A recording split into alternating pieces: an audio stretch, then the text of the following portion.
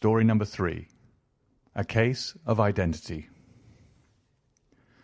"My dear fellow," said Sherlock Holmes, as we sat on either side of the fire in his lodgings at Baker Street, "life is infinitely stranger than anything which the mind of man could invent. We would not dare to conceive the things which are really mere commonplaces of existence. If we could fly out of that window hand in hand, hover over this great city, gently remove the roofs, and peep in at the queer things which are going on, the strange coincidences, the plannings, the cross-purposes, the wonderful chains of events, working through generations and leading to the most outré results, it would make all fiction, with its conventionalities and foreseen conclusions, most stale and unprofitable." "And yet I am not convinced of it," I answered. "The cases which come to light in the papers are, as a rule, bald enough and vulgar enough. We have in our police reports realism pushed to its extreme limits, and yet the result is, it must be confessed, neither fascinating nor artistic. A certain selection and discretion must be used in producing a realistic effect," remarked Holmes. "This is wanting in the police report, where more stress is laid, perhaps, upon the platitudes of the magistrate than upon the details which, to an observer, contain the vital essence of the whole matter. Depend upon it, there is nothing so unnatural as the commonplace." I smiled and shook my head. "I can quite understand your thinking so," I said. "Of course, in your position of unofficial adviser and helper to everybody who is absolutely puzzled throughout 3 continents, you are brought in contact with all that is strange and bizarre. But here—" I picked up the morning paper from the ground. "Let us put it to a practical test. Here is the first heading upon which I come: 'A husband's cruelty to his wife.' There is half a column of print, but I know without reading it that it is all perfectly familiar to me. There is, of course, the other woman, the drink, the push, the blow, the bruise, the sympathetic sister or landlady. The crudest of writers could invent nothing more crude." "Indeed, your example is an unfortunate one for your argument," said Holmes, taking the paper and glancing his eye down it.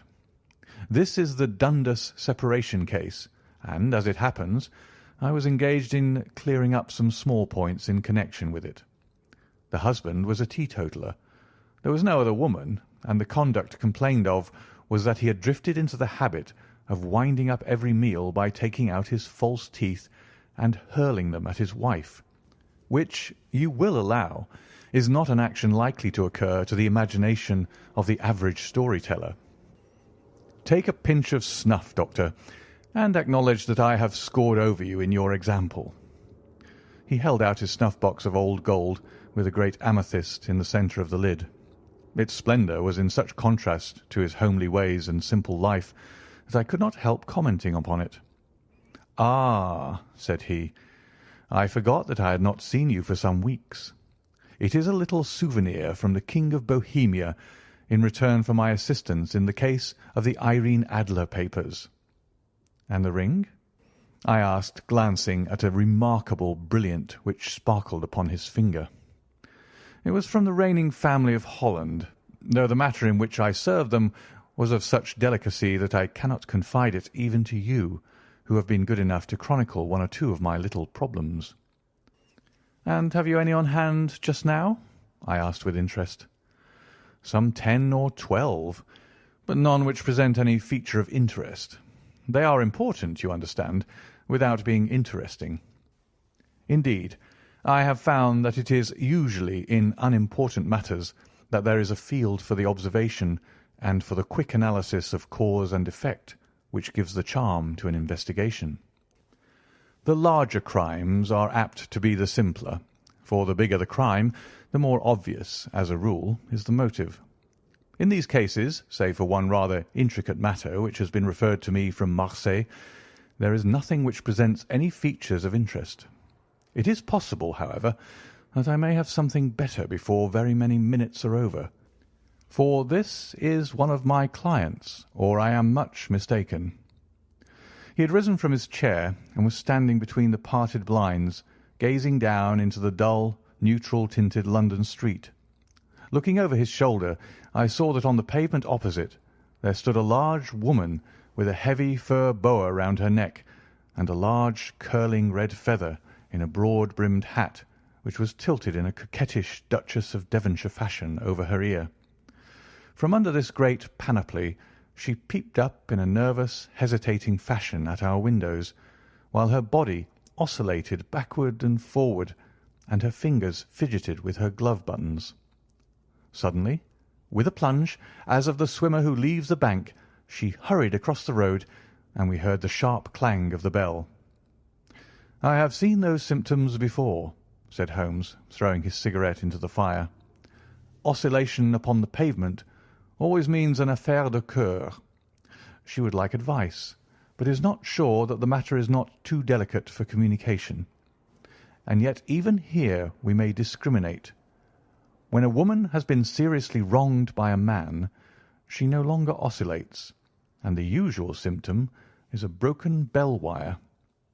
Here we may take it that there is a love matter, but that the maiden is not so much angry as perplexed or grieved.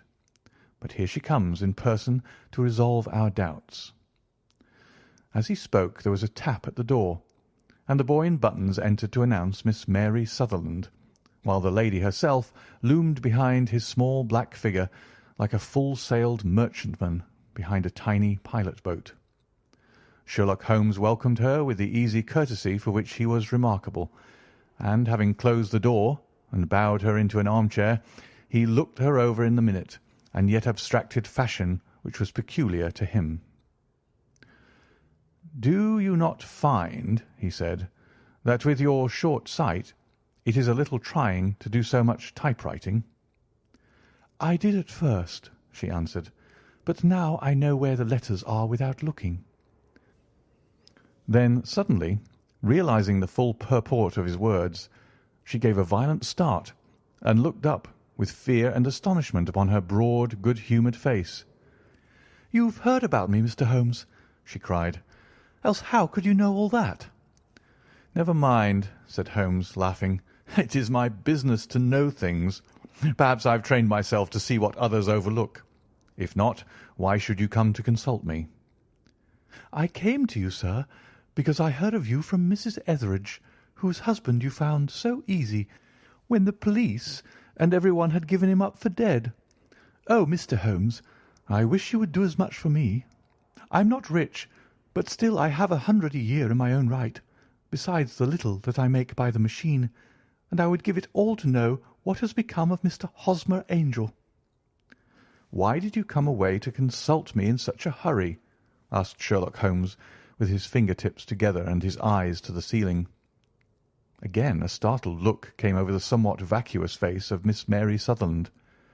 "Yes, I did bang out of the house," she said, "for it made me angry to see the easy way in which Mr. Windibank, that is, my father, took it all. He would not go to the police, and he would not go to you, and so at last, as he would do nothing and kept on saying that there was no harm done, it made me mad, and I just on with my things and came right away to you." "Your father?" said Holmes. "Your stepfather, surely, since the name is different." "Yes, my stepfather. I call him father, though it sounds funny too, for he is only 5 years and 2 months older than myself." "And your mother is alive?" "Oh, yes, mother is alive and well. I wasn't best pleased, Mr. Holmes, when she married again so soon after father's death, and a man who was nearly 15 years younger than herself. Father was a plumber in the Tottenham Court Road, and he left a tidy business behind him, which mother carried on with Mr. Hardy, the foreman. But when Mr. Windibank came, he made her sell the business, for he was very superior, being a traveller in wines. They got £4,700 for the goodwill and interest, which wasn't near as much as father could have got if he had been alive." I had expected to see Sherlock Holmes impatient under this rambling and inconsequential narrative, but on the contrary, he had listened with the greatest concentration of attention. "Your own little income," he asked, "does it come out of the business?" "Oh, no, sir. It is quite separate, and was left me by my Uncle Ned in Auckland. It is in New Zealand stock, paying 4.5%.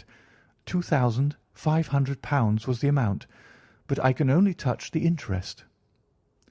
"You interest me extremely," said Holmes, "and since you draw so large a sum as 100 a year, with what you earn into the bargain, you no doubt travel a little and indulge yourself in every way.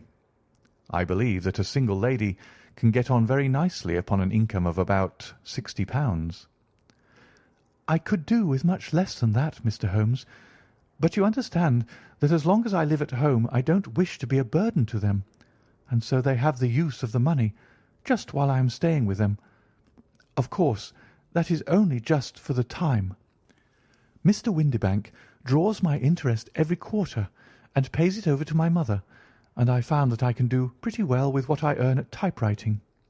It brings me 2 pence a sheet, and I can often do from 15 to 20 sheets in a day." "You have made your position very clear to me," said Holmes. "This is my friend, Dr. Watson, before whom you can speak as freely as before myself. Kindly tell us now all about your connection with Mr. Hosmer Angel." A flush stole over Miss Sutherland's face, and she picked nervously at the fringe of her jacket. "I met him first at the gasfitters' ball," she said. "They used to send father tickets when he was alive, and then afterwards they remembered us and sent them to mother. Mr. Windibank did not wish us to go. He never did wish us to go anywhere. He would get quite mad if I wanted so much as to join a Sunday school treat. But this time I was set on going, and I would go, for what right had he to prevent? He said that folk were not fit for us to know when all father's friends were to be there. And he said that I had nothing fit to wear, when I had my purple plush that I had never so much as taken out of the drawer. At last, when nothing else would do, he went off to France upon the business of the firm. But we went, mother and I, with Mr. Hardy, who used to be our foreman, and it was there I met Mr. Hosmer Angel." "I suppose," said Holmes, "that when Mr. Windibank came back from France he was very annoyed at your having gone to the ball." "Oh, well, he was very good about it. He laughed, I remember, and shrugged his shoulders, and said there was no use denying anything to a woman, for she would have her way." "I see. Then at the gasfitters' ball you met, as I understand, a gentleman called Mr. Hosmer Angel." "Yes, sir. I met him that night, and he called next day to ask if we had got home all safe, and after that we met him. That is to say, Mr. Holmes, I met him twice for walks. But after that father came back again, and Mr. Hosmer Angel could not come to the house any more." "No?" "Well, you know father didn't like anything of the sort. He wouldn't have any visitors if he could help it, and he used to say that a woman should be happy in her own family circle. But then, as I used to say to mother, a woman wants her own circle to begin with, and I had not got mine yet." "But how about Mr. Hosmer Angel? Did he make no attempt to see you?" "Well, father was going off to France again in a week, and Hosmer wrote and said that it would be safer and better not to see each other until he had gone. We could write in the meantime, and he used to write every day. I took the letters in the morning, so there was no need for father to know." "Were you engaged to the gentleman at this time?" "Oh, yes, Mr. Holmes. We were engaged after the first walk that we took. Hosmer, Mr. Angel, was a cashier in an office in Leadenhall Street, and—" "What office?" "That's the worst of it, Mr. Holmes. I don't know." "Where did he live, then?" "He slept on the premises." "And you don't know his address?" "No, except that it was Leadenhall Street." "Where did you address your letters, then?" "To the Leadenhall Street post office, to be left till called for. He said that if they were sent to the office, he would be chaffed by all the other clerks about having letters from a lady. So I offered to typewrite them, like he did his, but he wouldn't have that, for he said that when I wrote them they seemed to come from me, but when they were typewritten he always felt that the machine had come between us. That will just show you how fond he was of me, Mr. Holmes, and the little things that he would think of." "It was most suggestive," said Holmes. "It has long been an axiom of mine that the little things are infinitely the most important. Can you remember any other little things about Mr. Hosmer, Angel?" "He was a very shy man, Mr. Holmes. He would rather walk with me in the evening than in the daylight, for he said that he hated to be conspicuous. Very retiring and gentlemanly he was. Even his voice was gentle. He'd had the quinsy and swollen glands when he was young, he told me, and it had left him with a weak throat and a hesitating, whispering fashion of speech. He was always well dressed, very neat and plain, but his eyes were weak, just as mine are, and he wore tinted glasses against the glare." "Well, and what happened when Mr. Windibank, your stepfather, returned to France?" "Mr. Hosmer, Angel, came to the house again and proposed that we should marry before father came back. He was in dreadful earnest, and made me swear with my hands on the testament that whatever happened I would always be true to him. Mother said he was quite right to make me swear, and that it was a sign of his passion. Mother was all in his favour from the first, and was even fonder of him than I was. Then, when they talked of marrying within the week, I began to ask about father, but they both said never mind about father, but just to tell him afterwards, and mother said she would make it all right with him.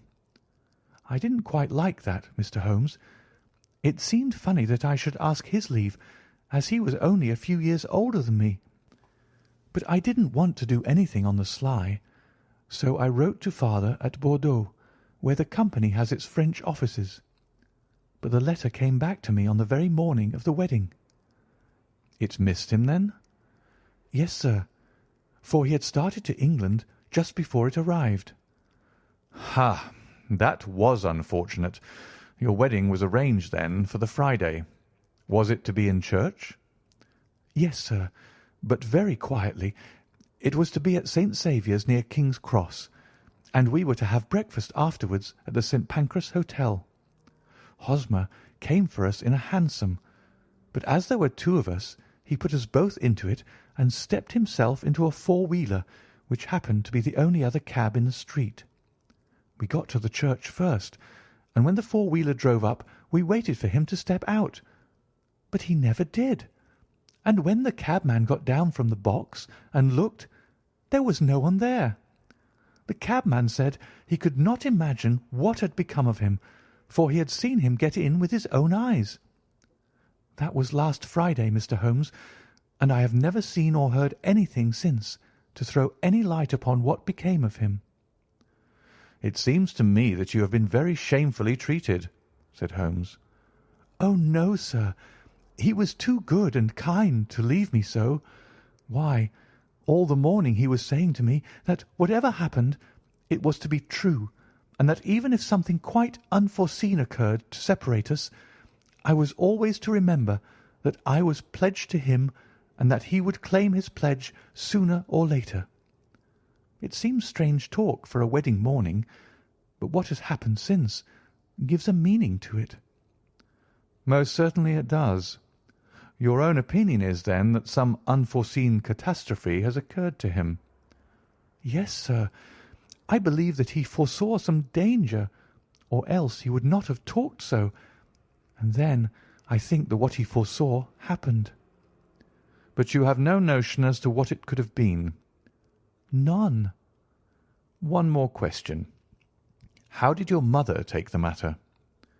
"She was angry, and said that I was never to speak of the matter again." "And your father? Did you tell him?" "Yes, and he seemed to think with me that something had happened, and that I should hear of Hosmer again. As he said, what interest could anyone have in bringing me to the doors of the church and then leaving me? Now, if he had borrowed my money, or if he had married me and got my money settled on him, there might be some reason. But Hosmer was very independent about money, and never would look at a shilling of mine. And yet, what could have happened, and why could he not write? Oh, it drives me half mad to think of it, and I can't sleep a wink at night." She pulled a little handkerchief out of her muff and began to sob heavily into it. "I shall glance into the case for you," said Holmes, rising, "and I have no doubt that we shall reach some definite result. Let the weight of the matter rest upon me now, and do not let your mind dwell upon it further. Above all, try to let Mr. Hosmer Angel vanish from your memory, as he has done from your life." "Then you don't think I'll see him again?" "I fear not." "Then what has happened to him?" "You will leave that question in my hands. I should like an accurate description of him, and any letters of his which you can spare." "I advertised for him in last Saturday's Chronicle," said she. "Here is the slip, and here are 4 letters from him." "Thank you. And your address?" "No. 31 Lion Place, Camberwell." "Mr. Angel's address you never had, I understand. Where is your father's place of business?" "He travels for Westhouse and Marbank, the great claret importers of Fenchurch Street." "Thank you. You have made your statement very clearly. You will leave the papers here, and remember the advice which I have given you. Let the whole incident be a sealed book, and do not allow it to affect your life." "You are very kind, Mr. Holmes, but I cannot do that. I shall be true to Hosmer. He shall find me ready when he comes back." For all the preposterous hat and the vacuous face, there was something noble in the simple faith of our visitor which compelled our respect. She laid her little bundle of papers upon the table and went her way, with a promise to come again whenever she might be summoned. Sherlock Holmes sat silent for a few minutes with his fingertips still pressed together, his legs stretched out in front of him, and his gaze directed upward to the ceiling. Then he took down from the rack the old and oily clay pipe which was to him as a counsellor, and, having lit it, he leaned back in his chair, with the thick blue cloud wreaths spinning up from him, and a look of infinite languor in his face. "Quite an interesting study, that maiden," he observed. "I found her more interesting than her little problem, which, by the way, is rather a trite one. You will find parallel cases if you consult my index. In Andover in '77, and there was something of the sort at The Hague last year. Old as is the idea, however, there were 1 or 2 details which were new to me, but the maiden herself was most instructive." "You appeared to read a good deal upon her which was quite invisible to me," I remarked. "Not invisible, but unnoticed, Watson. You did not know where to look, and so you missed all that was important. I can never bring you to realize the importance of sleeves, the suggestiveness of thumbnails, or the great issues that may hang from a bootlace. Now, what did you gather from that woman's appearance? Describe it." "Well, she had a slate-coloured, broad-brimmed straw hat, with a feather of brickish red. Her jacket was black, with black beads sewn upon it, and a fringe of little black jet ornaments. Her dress was brown, rather darker than coffee colour, with a little purple plush at the neck and sleeves. Her gloves were greyish, and were worn through at the right forefinger. Her boots I didn't observe. She had small, round, hanging gold earrings, and a general air of being fairly well-to-do in a vulgar, comfortable, easy-going way." Sherlock Holmes clapped his hands softly together and chuckled. "Upon my word, Watson, you are coming along wonderfully. You have really done very well indeed. It is true that you have missed everything of importance, but you have hit upon the method, and you have a quick eye for colour. Never trust to general impressions, my boy, but concentrate yourself upon details. My first glance is always at a woman's sleeve. In a man it is perhaps better first to take the knee of the trouser. As you observe, this woman had plush upon her sleeves, which is a most useful material for showing traces. The double line, a little above the wrist, where the typewritist presses against the table, was beautifully defined. The sewing machine of the hand type leaves a similar mark, but only on the left arm, and on the side of it farthest from the thumb, instead of being right across the broadest part, as this was. I then glanced at her face, and observed the dint of a pince-nez at either side of her nose. I ventured a remark upon short sight and typewriting, which seemed to surprise her. It surprised me. But surely it was obvious. I was then much surprised and interested on glancing down to observe that, though the boots which she was wearing were not unlike each other, they were really odd ones, the one having a slightly decorated toe-cap and the other a plain one. One was buttoned only in the 2 lower buttons out of 5, and the other at the 1st, 3rd, and 5th. Now, when you see that a young lady, otherwise neatly dressed, has come away from home with odd boots, half buttoned, it is no great deduction to say that she came away in a hurry. "And what else?" I asked, keenly interested, as I always was, by my friend's incisive reasoning. "I noted in passing that she had written a note before leaving home, but after being fully dressed.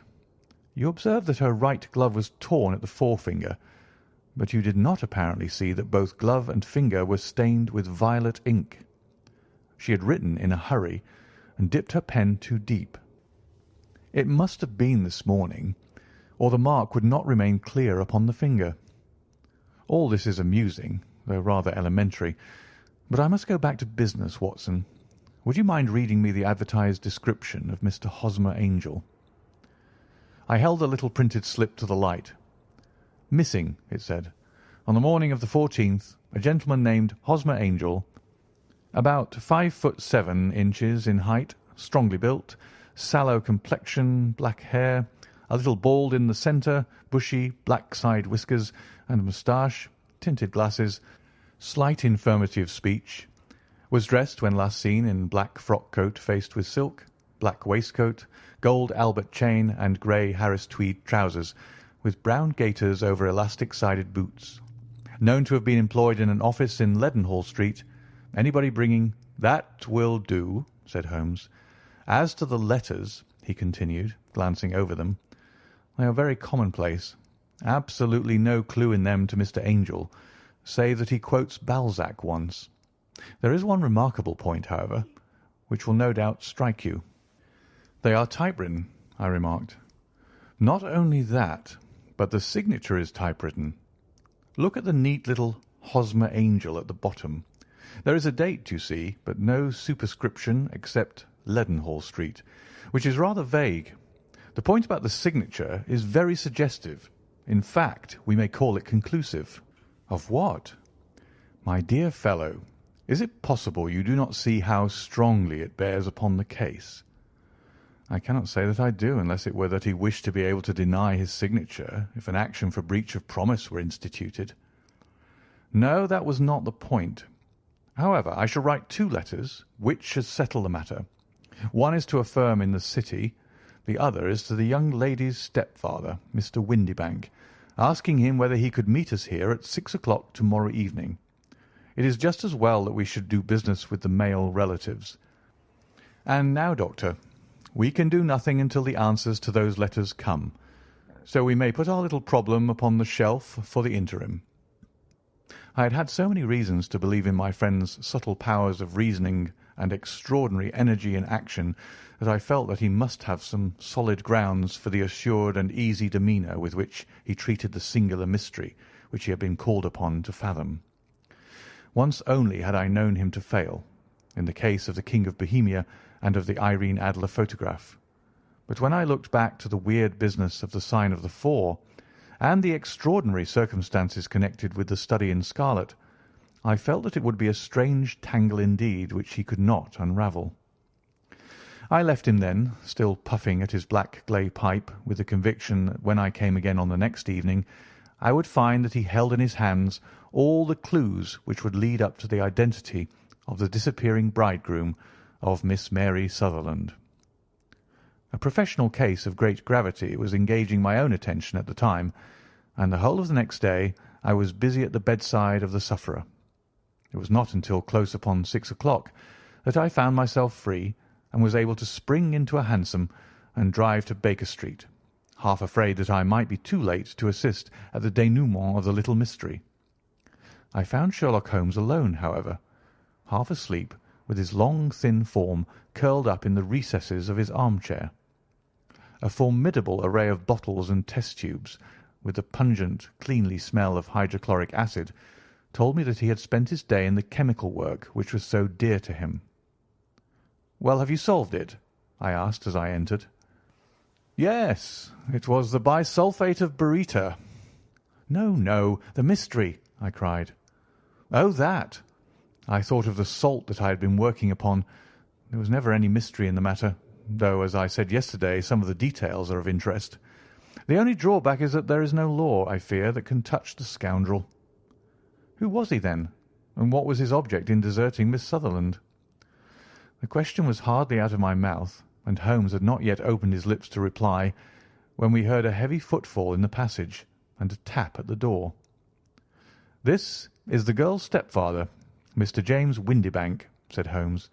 "He has written to me to say that he would be here at 6. Come in." The man who entered was a sturdy, middle-sized fellow, some 30 years of age, clean-shaven and sallow-skinned, with a bland, insinuating manner and a pair of wonderfully sharp and penetrating grey eyes. He shot a questioning glance at each of us, placed his shiny top hat upon the sideboard, and with a slight bow sidled down into the nearest chair. "Good evening, Mr. James Windibank," said Holmes. "I think that this typewritten letter is from you, in which you made an appointment with me for 6 o'clock." "Yes, sir.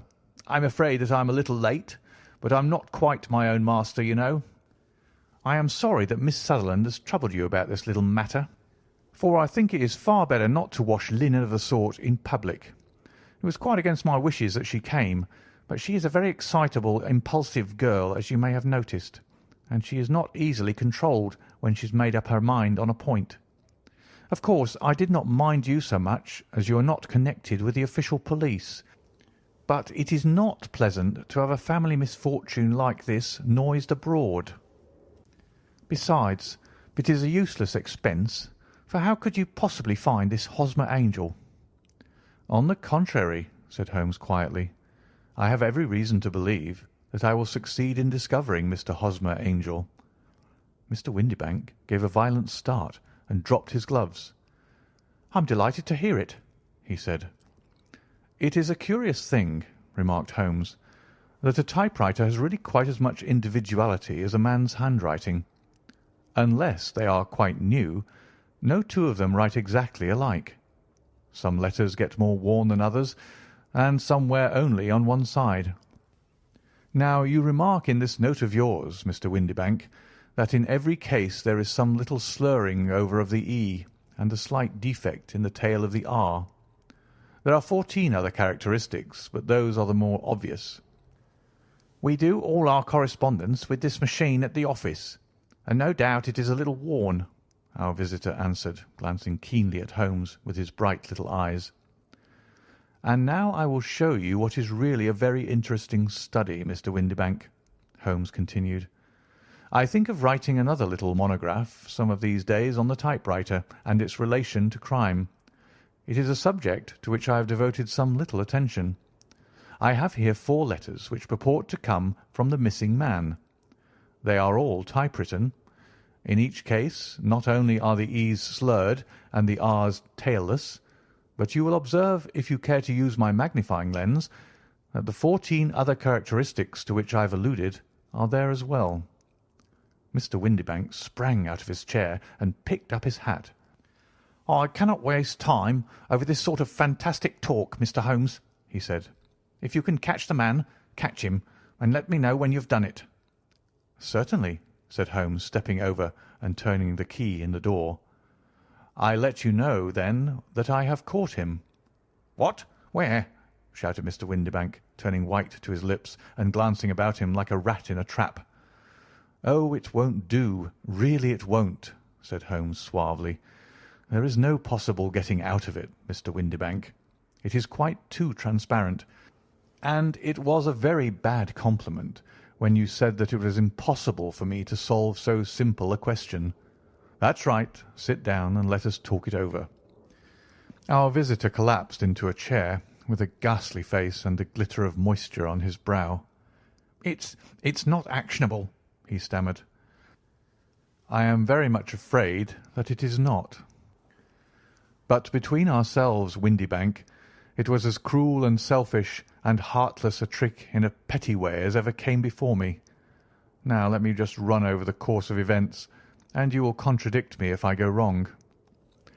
The man sat huddled up in his chair with his head sunk upon his breast, like one who is utterly crushed. Holmes stuck his feet up on the corner of the mantelpiece and, leaning back with his hands in his pockets, began talking, rather to himself, as it seemed, than to us. "The man married a woman very much older than himself for her money," said he, "and he enjoyed the use of the money of the daughter as long as she lived with them. It was a considerable sum for people in their position, and the loss of it would have made a serious difference. It was worth an effort to preserve it. The daughter was of a good, amiable disposition, but affectionate and warm-hearted in her ways, so that it was evident that with her fair personal advantages and her little income she would not be allowed to remain single long. Now her marriage would mean, of course, the loss of 100 a year. So what does her stepfather do to prevent it? He takes the obvious course of keeping her at home and forbidding her to seek the company of people of her own age. But soon he found that they would not answer for ever. She became restive, insisted upon her rights, and finally announced her positive intention of going to a certain ball. What does her clever stepfather do then? He conceives an idea more creditable to his head than to his heart. With the connivance and assistance of his wife, he disguised himself, covered those keen eyes with tinted glasses, masked the face with a moustache and a pair of bushy whiskers, sunk that clear voice into an insinuating whisper, and doubly secure on account of the girl's short sight, he appears as Mr. Hosmer Angel, and keeps off other lovers by making love himself. "It was only a joke at first," groaned our visitor. "We never thought that she would have been so carried away." "Very likely not. However that may be, the young lady was very decidedly carried away, and having quite made up her mind that her stepfather was in France, the suspicion of treachery never for an instant entered her mind. She was flattered by the gentleman's attentions, and the effect was increased by the loudly expressed admiration of her mother. Then Mr. Angel began to call, for it was obvious that the matter should be pushed as far as it would go if a real effect were to be produced. There were meetings, and an engagement which would finally secure the girl's affections from turning towards anyone else. But the deception could not be kept up forever. These pretended journeys to France were rather cumbrous. The thing to do was clearly to bring the business to an end in such a dramatic manner that it would leave a permanent impression upon the young lady's mind, and prevent her from looking upon any other suitor for some time to come. Hence those vows of fidelity exacted upon a testament, and hence also the allusions to a possibility of something happening on the very morning of the wedding. James Windibank wished Miss Sutherland to be so bound to Hosmer Angel, and so uncertain as to his fate, that for 10 years to come, at any rate, she would not listen to another man.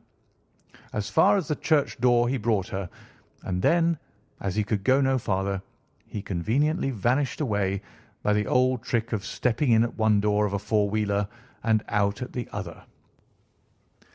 I think that was the chain of events, Mr. Windibank." Our visitor had recovered something of his assurance while Holmes had been talking, and he rose from his chair now with a cold sneer upon his pale face. "It may be so, or it may not, Mr. Holmes," said he. "But if you are so very sharp, you ought to be sharp enough to know that it is you who are breaking the law now, and not me. I have done nothing actionable from the first, but as long as you keep that door locked, you lay yourself open to an action for assault and illegal constraint." "The law cannot, as you say, touch you," said Holmes, unlocking and throwing open the door. "Yet there never was a man who deserved punishment more. If the young lady has a brother or a friend, he ought to lay a whip across your shoulders, by Jove," he continued, flushing up at the sight of the bitter sneer upon the man's face. "It is not part of my duties to my client, but here's a hunting crop handy, and I think I shall just treat myself to—" He took 2 swift steps to the whip, but before he could grasp it there was a wild clatter of steps upon the stairs, The heavy hall door banged, and from the window we could see Mr. James Windibank running at the top of his speed down the road. "There's a cold-blooded scoundrel," said Holmes, laughing as he threw himself down into his chair once more.